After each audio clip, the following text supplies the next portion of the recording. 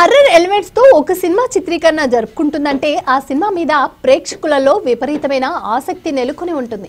పైగా ఒక variety title తో ఆ సినిమా వస్తుందంటే అందులో నటించే ఆర్టిస్టులతో సంబంధం లేకుండా ఆ సినిమాని ఎప్పుడెప్పుడు చూస్తామా అనే ఉత్సాహంతో ప్రేక్షకులు ఉంటారు.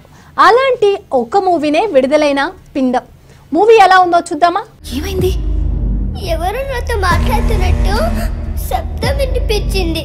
ఆంటోనీ శ్రీరామ్ శుక్లపేట అనే ఒక విలేజ్ లో ఉన్న రైస్ మిల్లో గుమస్తాగా పనిచేస్తూ అదే ఊర్లో ఉన్న ఒక పాత బంగ్లాను కొనుగోలు చేసి ప్రెగ్నెన్సీతో ఉన్న భార్య మేరీ అనే ఖుషి రవి సోపి తార అనే ఇద్దరు కూతుళ్ళు తల్లి సూరమ్మలతో సహా ఆ బంగ్లాలో దిగుతాడు. సూరమ్మ తన కోడలు మేరీ కడుపున ఈసారైనా చనిపోయిన తన భర్త పుడతాడనే నమ్మకంతో ఉంటుంది. ఈలోపు ఆ ఇంట్లో ఉన్న కొన్ని ప్రేతాత్మలు ఆంటోనీ చిన్న కూతురులోకి ప్రవేశిస్తాయి. ఆ తర్వాత గర్భిణీగా ఉన్న ఆంటోనీ భార్య ఆసుపత్రిలో చేరడంతో పాటుగా తల్లి సూరమ్మ చనిపోతుంది. ఆ తర్వాత ఆంటోనీకి సాయం చేయడానికి క్షుద్ర శక్తులను ప్రేతాత్మలను ఎదిరించే తాంత్రిక విద్యలో నైపుణ్యరాలు అయిన అన్నమ్మ ఈశ్వరరావు వస్తుంది. తన టీంతో కలిసి ఆంటోనీ కుటుంబానికి పట్టిన సమస్యను అన్నమ్మ ఎలా పోగొట్టింది, అసలు ఆంటోనీ కుటుంబానికి ఈ సమస్య ఎందుకు వచ్చింది, అసలు అంతకు ముందు ఆ బంగ్లాలో ఉన్న వాళ్ళ కథ ఏంటి అనేదే ఈ చిత్ర కథ. ఎనాలిసిస్ లో బడ్జెట్ లో సస్పెన్స్ హర్రర్ తో మిళితమైన పిండం సినిమాని చూస్తున్నంత సేపు కూడా మేకర్స్ కొత్త వాళ్ళైనా కూడా మంచి ప్రయత్నం చేశారని ప్రతి ఒక్క ప్రేక్షకుడికి అనిపిస్తూ ఉంటుంది.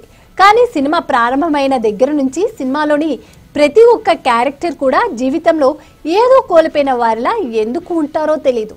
ఒక మనిషి సరదాగా తన లైఫ్ కొనసాగిస్తున్నప్పుడు హఠాత్తుగా అతని జీవితంలోకి సమస్యలు వస్తే అప్పుడు మనిషి బాధలో ఉంటాడు.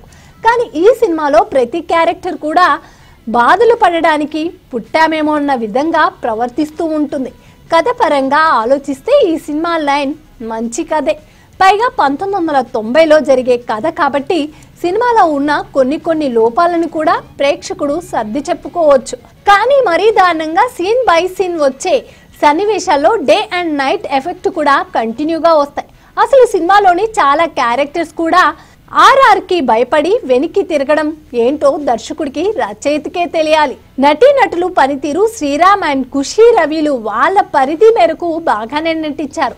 వాళ్ళ పరిధి కూడా ఎలా ఉందంటే బాధపడుతూ ఒక డైలాగ్ చెప్పడం, కూతుళ్ళ గురించి తలుచుకుంటూ బాధపడడం, ఆకలి అయితే భోజనం చేయడం తప్ప వాళ్ళు అంతకు మించి చేసింది లేదు. కూతుళ్ళుగా చేసిన వాళ్ళు సూపర్గా చేశారు. మరీ ముఖ్యంగా క్షుద్ర శక్తి ఆహ్వానించిన పాప అయితే చాలా చక్కగా చేసింది. ఇక ఈశ్వరరావు అయితే తన క్యారెక్టర్కి పర్ఫెక్ట్గా న్యాయం చేసింది.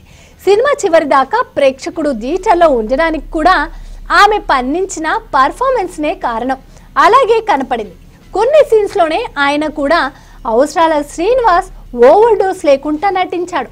బ్యాక్గ్రౌండ్ లో మ్యూజిక్ సినిమాని ఒక మాదిరిగానే కాపాడింది. కెమెరా పనితనం బాగున్నా పిండం యొక్క దర్శకత్వం ప్రతిభ అంతంత మాత్రమే. హర్రర్ సినిమా అంటే అర్థం కథలో హర్రర్ ఉండాలి అంతే. కానీ హర్రర్ కోసమే కథ ఉండకూడదు.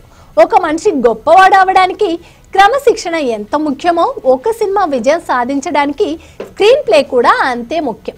ఈ పిండానికి సరైన స్క్రీన్ ప్లే లేకపోవడమే పెద్ద మైనస్. ఓవరాల్ గా పిండం సో టాక్ ను సొంతం చేసుకుంది. ఆర్య, నువ్వు చూస్తుంది ఏది నిజం కాదు. ఓటు వేయడం మన హక్కు, మన బాధ్యత. ఆ ఓటు ఉందో లేదో కూడా చూసుకోవడం మన బాధ్యతే. మన ఓటు గల్లంత అయింది అంటే మన ఆస్తిని ఎవరో కొట్టేసినట్లే. వెంటనే మీ ఓటు ఉందో లేదో ఎక్కడుందో చెక్ చేసుకోండి.